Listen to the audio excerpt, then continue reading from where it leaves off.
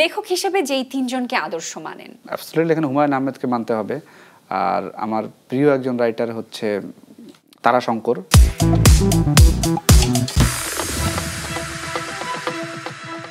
দর্শক, আজ আমরা আমাদের বিনোদন সারাদিন স্টুডিওতে আমন্ত্রণ জানিয়েছি নাটকের একজন বেস্ট ফ্রেন্ডকে। তার লেখা জনপ্রিয় সব নাটক দেখে প্রায় ভেবেছি স্টুডিওতে তার সঙ্গে কখনো দেখা হবে কি। আশা বেঁধে রেখেছিলাম, তাই তো আজ তিনি আমাদের আমন্ত্রণে সাড়া দিয়েছেন। বইয়ের পাতা থেকে টিভি নাটকে তার অসাধারণ লেখনী আমাদের মাঝে অদৃশ্য এক সুতো তৈরি করেছে। এই সুতো বিশ্বস্ততার, এই সুতো পূর্ণতার। হ্যাঁ দর্শক, আজ আমরা কথা বলবো লেখক নাট্যকার অপূর্ণ রুবেলের সাথে। চলুন তার সঙ্গে আড্ডায় ডুব দেই। কেমন আছেন? আমি খুব ভালো আছি এবং স্টুডিওতে আসতে পেরে আরো ভালো লাগছে। আপনার নাম তো হাবিবুল্লাহ সিদ্দিক, তো সেদিক থেকে যদি জানতে চাই যে অপূর্ণ রুবেল এই নামটিতে আসলে আপনি কিভাবে পরিচিত হয়ে গেলেন? এইটা তো একটা নিক নেম, আসলে হাবিবুল্লাহ সিদ্দিক একটা সার্টিফিকেট নেম, আমার বাবা মা দেয়া। আর অপূর্ণ রুবেল হচ্ছে একটা পেন নেম বলা যায়, যেটা সবার মানে রাইটারদের সাধারণত থাকে আর কি। আর অনেকেই আপনার মতো প্রশ্ন করে অপূর্ণ কেন, এটার উত্তরটা হচ্ছে যে আমরা তো আসলে প্রতিটা মানুষই পূর্ণ না। কেউ বলতে পারবে না আমরা আসলে পূর্ণ না, এক ধরনের ক্ষেত থাকে মানুষের, যে আমরা আসলে পূর্ণ হওয়ার একটা চেষ্টা চালিয়ে যাই। তো এই কষ্টটা যেন আমার না থাকে, এই কারণে আমি আসলে নামটা অপূর্ণ রাখা হয়েছে, যেন আমার কখনো কষ্ট না হয় যে আমি অপূর্ণ। একটু বলতে চাই যে কথা সাহিত্যিক আনিসুল হক কিন্তু একবার বলেছিলেন যে এবার আপনি আপনার নাম বদলে পরিপূর্ণ রুবেল রাখতে পারেন। সেই বিষয়ে কি বলবেন? একদম, উনি হচ্ছে আমার খুব গুরুজন এবং উনি যে দৈনিকে কাজ করেন ওখানে আমি অনেকদিন কাজ করেছি এবং আমার খুবই ভালো সময় কেটেছে। আনিস ভাই আমাকে খুব স্নেহ করেন, খুবই ভালোবাসেন। তো পূর্ণ হয়ে গেলে তো হয়ে গেলাম, মানুষ যখন আসলে পূর্ণ হয়ে তার কোনো চাওয়া পাওয়া থাকে না। তো আমি তো এখন অনেক কিছু চাওয়ার আছে, থাকুক না অপূর্ণ কিছুদিন। এবার যদি একটু পেছনে ফিরে তাকাই, ছোটবেলার গল্পে যেতে চাই। বগুড়ার ধুনট থানার ছেলে আপনি, সেখানে আসলে ছোটবেলা কেমন কেটেছে? ছোটবেলা কেমন ছিল? এই যে আপনি বলছেন না ধুনট নামটা শোনার পরপরই আমার শরীরে আসলে এক ধরনের শিহরণ ঘটে যায়। যেটা ধুনটকে আমি খুব প্রচন্ড রকমের ভালোবাসি, আমার জন্মস্থান। আর ধুনটে আমার একদম শিশুবেলা বলেন, কৈশোর বলেন, আমার তারুণ্য বলেন, ওই সময়টা আমি ওখানে কাটিয়েছি। এবং এখনো আমি প্রতি মাসে কমপক্ষে দুবার ধুনটে যাই। আচ্ছা, আমার ডে অফ গুলো থাকে, দুবার আমি ফ্যামিলিকে দেই ঢাকায়, আর মাসে 2 দিন আমি ওখানে গিয়ে কাটিয়ে আসি। আমার গ্রামে প্রথম যদি কোনো অনার্স মাস্টার্স করা ব্যক্তি থাকে সেটা আমি। এবং এটা আমার জন্য গর্বের এবং আনন্দের। অবশ্যই। আর আরেকটা জিনিস হলো আমি গ্রামকে ভালোবাসি প্রচন্ড রকমের, গ্রামের মানুষকে ভালোবাসি। আর ওইখান থেকে লেখালেখিটার সূত্রপাতটা যদি বলেন, আমি যে প্রকৃতি আমাকে লেখা শিখিয়েছে, আমার এই যে দেখার চারপাশে, একদম কৃষক, আমার বাবা স্কুল টিচার ছিলেন, কিন্তু উনি অবসর নেওয়ার পরে আসলে কৃষিকাজ বেশি করতেন এবং কৃষিকাজটা একদম খুব কাছ থেকে দেখা, তো সেগুলো আমাকে আসলে বারবারই মানে টানে আর কি, গ্রামে যাওয়ার জন্য আমাকে প্রতিবারই টানে। এই কারণেই আমার গ্রামে যাওয়া হয়, খুব প্রচন্ড রকমের যাওয়া হয়। এবং ছোটবেলার কথা যখন শুনছি, আপনি তো ছোটবেলা থেকে আসলে লেখালেখি করেছেন নিয়মিত, তখন থেকেই লিখতেন।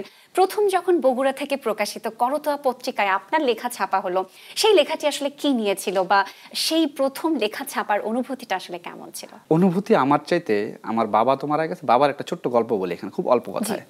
আমি একবার তখন 8 বা 9-এ পড়ি, ওই সময়টাতে আমি একবার পরীক্ষায়, দ্বিতীয় সাময়িক পরীক্ষায় ফেল করলাম। তো ফেল করার পর বাবা ঘোষণা দিল যে একে আসলে পড়াশোনা রেখে দেওয়া কিছু হবে না, একে বাদ দাও, এর যেন খাওয়া দাওয়া বন্ধ হয়ে যায়, আর কোনো কিছু দরকার নাই। ঠিক 1 সপ্তাহ পরেই বাবার কথাটা পরিবর্তন হলো। সেটা হলো, বগুড়া একটা পত্রিকা ছিল, এখনো আছে, দৈনিক করতোয়া, খুব পপুলার, আমরা বলে ওই অঞ্চলে খুব পপুলার, উত্তরবঙ্গের। ওইখানে সবুজ আসর বলে একটা পাতা বের হতো, সে পাতাটা শিশুদের পাতা, বাচ্চাদের পাতা। ওইখানে ধরেন কিশোররা লেখালেখি করতো। তো ওইখানে আমার একটা ছোট্ট কবিতা, কয়েক লাইনের কবিতা ছাপা হয় ঠিক পরের সপ্তাহে। তো এইটা ধরেন বাবা দেখার পরে সে মানে এত আপ্লুত হয়ে যায়, ওই দিন বাবা ঘোষণা দিল যে আমার এই লেখক ছেলেকে যখন যেটা চায় তখন তাকে সেটাই দিতে হবে। জাস্ট 1 সপ্তাহের মধ্যে উনি চেঞ্জ হয়ে গেলেন। তারপরে ধরেন বাবাকে খুব বেশি দিন পাই নাই আমি, 2001-এ উনি আসলে চলে গেছেন।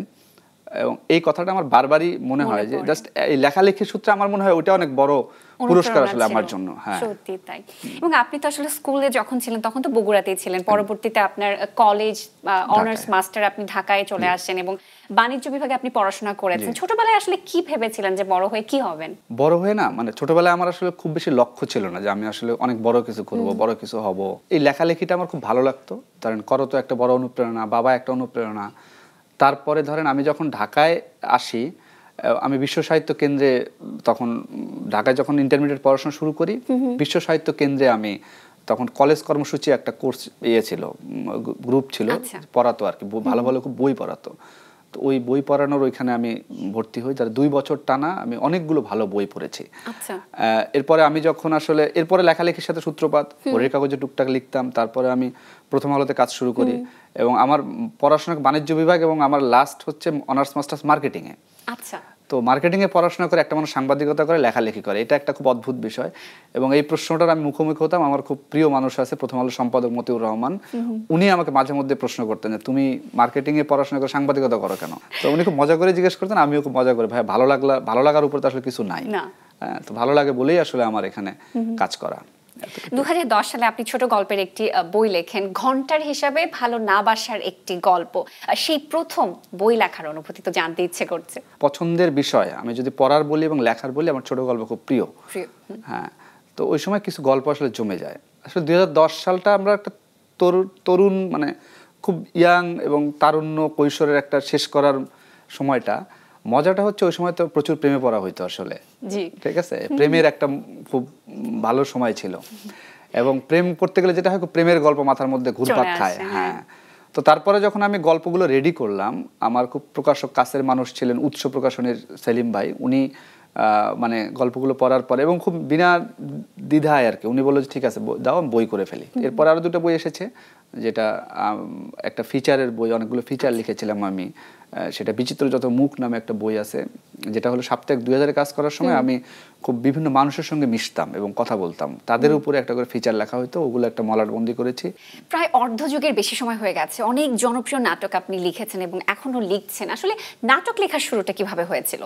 গ্রামে থাকার সময় টুকটাক নাটক লেখার একটা হাতেখড়ি হয় আমার। মানে হাতেখড়ি মানে ওই সময় থিয়েটার করতাম, তো থিয়েটার নাটক দেখা হইতো আমাদের লোকাল যে থিয়েটারগুলো ছিল স্কুলে থাকতে।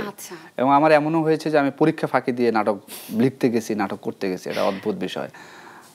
তো ওই সময় থেকে টুকটাক লেখালেখি। আমি কখনো ভাবি নাই যে আসলে আমার নাটকের সংলাপ ধরেন মোশাররফ করিম দেবে, আফরান নিশো দেবে, অপূর্ব দেবে, এটার আসলে কখনো ভাবনাই ছিল না। লেখার একটা আগ্রহ ছিল, এটাই হচ্ছে বড় কারণ। তারপরে আমি যেটা হলো যে বগুড়া থিয়েটারে কিছু লোকজনের সাথে পরিচয় হয়, বগুড়া থিয়েটারের অনেকেই আছেন খুব কাছের মানুষজন, তাদের সঙ্গে যোগাযোগ হয়, তারা নাটক দেখে কারেকশন করে দেন।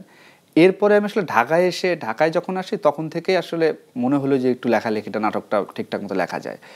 শুরুর জার্নিটা আমি যদি বলি যে আমার খুব কাছের বন্ধু ছিলেন, মানে এখনো যোগাযোগ আছে, খুব ভালো সম্পর্ক, প্রিয়তমার যে ডিরেক্টর হিমেল আশরাফ, ওই সময়টাতে তার ওখানে নাটক লিখতাম। আমার ওই শুরুর দিকে মুরসালিন শুভ নামে একজন ডিরেক্টর আছে, তার প্রতি কৃতজ্ঞ, উনিও নাটক বানিয়েছেন আমার লেখা। এরকম ধীরে ধীরে এবং আমার সবচেয়ে বড় প্রাপ্তিটার জায়গাটা হচ্ছে যে আমার নাটক দেখে আসলে অনেক ডিরেক্টরে যোগাযোগ করেছেন যে আসেন একটু কথা বলি, নাটক নিয়ে আলাপ করি। এটা আমি ওই ডিরেক্টরদের প্রতি কৃতজ্ঞ। অবশ্যই তাই। এবং প্রেমের নাটকের রচয়িতা হিসেবে কিন্তু আপনাকে আমরা বেশি জানি, বা আপনি আমাদের কাছে সেভাবেই পরিচিত। যদি জানতে চাই যে আসলে আপনি কোন ধারার নাটক লিখতে বা কোন জনরার নাটক লিখতে বেশি স্বচ্ছন্দ, এবং আপনি দর্শক হিসেবে কোন নাটকগুলো দেখতে বেশি পছন্দ করেন বা আপনার ভালো লাগে কোন নাটকগুলো? আমি যদি দর্শক হিসেবে বলি তাহলে সব নাটকে দেখতে হয়, কিন্তু আমার আসলে ট্রেন্ডি যে গল্পগুলো হয় সাধারণত এগুলো খুব বেশি টানে না, এটা হচ্ছে প্রথম কথা।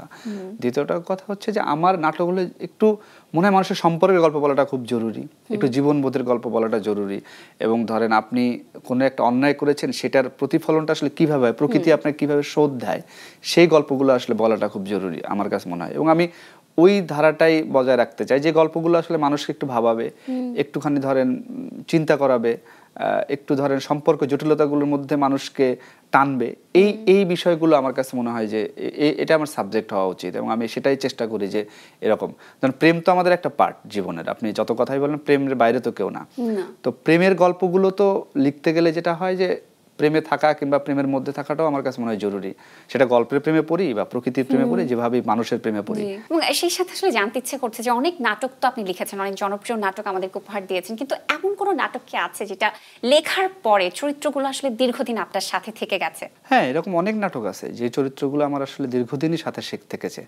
যেমন ধরেন আমি যদি সুতো গল্পটার, এই ঈদে রিলিজ হয়েছে সুতো নামের যে গল্পটা, এই গল্পটা কিন্তু মানে এমন হয়েছে যে আমি নাটকটা লিখলাম দিলাম নির্মাণ করলে এমন না বিষয়টা। এই সুতু গল্পটা আমাকে ধরেন আরো 5 বছর আগে থেকে আমার গল্পটা ভেতরে, এবং আমি লিখেও রাখছি গল্পটা যে আমি কখনো সুযোগ হলে এই গল্পটা মানে বলবো কোনো ডিরেক্টরকে। তো গল্প আমার কাছে মনে হয় যে এই চরিত্রগুলো আমার সঙ্গে ঘুরে বেড়ায়, মানে ঘুরে না বেড়ালে আমার সঙ্গে তার যাপন না হলে আসলে আমি লিখতে পারি না, সখ্যতা না হলে আসলে লেখা সম্ভব একদম আমি ওটা লিখতে পারি না।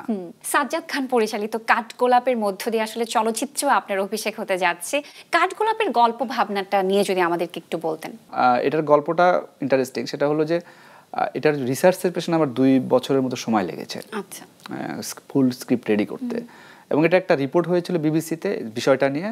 এটার পরপরই আমাকে রিপোর্টটা সাজ্জাদ খান পাঠিয়ে দেয় যে ভাই এটার উপরে আমরা গল্প বলতে চাই। তারপরেই আসলে ওই রিপোর্টটা দেখে ওই কমিউনিটি, তারপর তাদের সঙ্গে যোগাযোগ, তাদের সঙ্গে বসা অনেকভাবে অনেকবার, এবং বারবার স্ক্রিপ্ট কারেকশন করা, এবং আমরা বোধহয় 6 না 7 নম্বর স্ক্রিপ্টে গিয়ে ফাইনাল করেছি যে এটা ঠিক আছে। এবং শুরুতে একটা নাম ছিল একরকম, পরে এসে সিনেমার নামটা আমরা বদলে দিয়েছি, কাঠগোলাপ এখন রেখেছি। তো ওইটার আমি গল্পটা রিভিল করব না, ওইটা একটা ধরেন একটা কমিউনিটির গল্প আসলে। এই গল্পটা আমার ধারণা মানুষকে একটু ভাবাবে। যখন আপনি রাইটার্স ব্লকে ভোগেন তখন কি করেন? এটা যে ভুগি না তা না, ভুগি তো বটেই, এটার একটা সহজ সমাধান আছে। সেটা হলো পড়ি এবং দেখি। ওইটার ফলে আমার যেটা মনে হয় যে লেখাটা তখন আরো আগ্রহ তৈরি করে যে হ্যাঁ এরকম তো আমিও লিখতে পারি, হতে পারে। ওই ব্লকটা, ওই সব কারণে ব্লকটা কেটে যায় তখন। এবার জানতে চাই যে আসলে লেখালেখি নিয়ে আপনি কতদূর যেতে চান বা আপনি কি স্বপ্ন দেখেন? আমি আসলে এই স্বপ্নের চেয়ে বড় বিষয় আমি লিখতে চাই। আচ্ছা, মানে স্বপ্ন তো মানুষ দেখেই, কিন্তু আমার আসলে এত অনেক গভীরে স্বপ্ন, আমাকে এটা পেতে হবে, ওটা পাইতে হবে, এটা আমার কাছে খুব বেশি টানে না। হ্যাঁ, আমার ওই রকম আগ্রহ তৈরি হয় না যে আমাকে এটা পাওয়াই লাগবে, এটা পেতেই হবে। আমি আসলে যে জিনিসটা দেখি, আমার যে চিন্তা, আমার যে দর্শন, আমার কাছে মনে হয় যে আমি লিখে যেতে চাই, তারপরে বাকিটুকু যা হওয়ার হয়ে যাবে। মানে এটা নিয়ে এত চিন্তা করার কিছু নাই। নাটক লেখার তরুণদের নিয়ে গল্পের বাড়ি নামে আপনার একটি টিমও রয়েছে, একটু বিস্তারিত সেই ভাবনার জায়গাটা জানতে চাই। এইটা আসলে আমরা শুরু করেছিলাম করোনার আগে আগে। যেটা আমার কাছে মনে হয় কি, ধরেন আমি টুকটাক লেখালেখি করার ফলে যেটা হয়েছে, প্রচুর মানুষ আসলে নক করেন যে ভাই আমি একটু লেখালেখি করতে চাই, আমার কাছে গল্প আছে, আপনি একটু নেন, এটা করে দেন। তো আমার কাছে মনে হলো যে ধরেন এই মানুষগুলো যদি একসঙ্গে এক জায়গায় করা যায়, সেটা আমার মনে হয় এটা খুব ভালো একটা কাজ হবে। এবং ওই সময় আমার বলা ছিল, মনে হয়েছিল যে মানুষ আসলে গল্পের কাছে ফিরবে, যতই ও ধরনের কাজ করুক, গল্প মানুষকে দেখাতে হবে। হ্যাঁ, সেই গল্পই বারে বারে আসলে দর্শকেরা ফিরে আসতে চায়। হ্যাঁ, ওই জায়গা থেকে চিন্তা করে গল্পের বাড়ি নামে একটা টিম ওয়ার্ক করেছি। এবং আমার টিমের সঙ্গে যারা আছেন তারা খুবই মেধাবী, এবং তাদের সঙ্গে কাজ করাটাও আমার জন্য খুব আনন্দের। এই সময়ে নাট্যকারদের আসলে সম্মান এবং সম্মানী নিয়ে প্রায় অভিযোগ করতে শোনা যায়। এরকম কোনো সমস্যায় কি আপনি কখনো পড়েছেন বা মুখোমুখি হয়েছেন? আমি হয়েছি, কিন্তু আমার সৌভাগ্যর জায়গাটা খুব ভালো। মানে আমি এর সৌভাগ্য মনে করি, আমি যাদের সঙ্গে কাজ করি যা এই সময়ে এসে, তারা অ্যাবসলিউটলি মানে এই বিষয়টা খুব খেয়াল রাখেন, এবং তারা যত দ্রুত সম্ভব সেটা পরিশোধ করে দেন। মানে এই সময় যারা নাট্য নির্মাতা, যারা নির্মাণ করেন, তাদের প্রতি আমার রেসপেক্ট, যে তারা এ ধরনের কাজ কখনো করেন না এবং সামনেও করবেন না। বিনোদন সাংবাদিক হিসেবে দীর্ঘ সময় হয়ে গেছে আসলে আপনি কাজ করছেন। এই সাংবাদিকতা জীবনের যদি দু একটি ইন্টারেস্টিং ঘটনা জানতে চাই, তাহলে কোন ঘটনাগুলোর কথা আসলে মনে পড়ে? আমি আসলে এই সাংবাদিকতার বিষয়টা, এটাকে যেভাবে দেখি, এটা আমি আসলে মনে করি যে এটা আমার একটা জবের মতো। আসলে জবে তো গেলে অভিজ্ঞতা হয়, তো অভিজ্ঞতা লিখতেও হয়। তো আজকে আসতে আসতে মনে পড়ছিল আমার একটা ছোট্ট ঘটনা, যে আসতে যখন আমার এখানে 10-15 মিনিট লেট হচ্ছিল, আমার একটা অভিজ্ঞতা ছিল যে আমি তখন বিজনেস স্ট্যান্ডার্ডে কাজ করি। তো আমার বস যিনি, উনি একটা টক শো করবেন, এরকম একজন আর্টিস্টকে কল করেছেন, উনি আসতে আসতে প্রায় 2 ঘন্টা দেরি করে ফেলেছেন।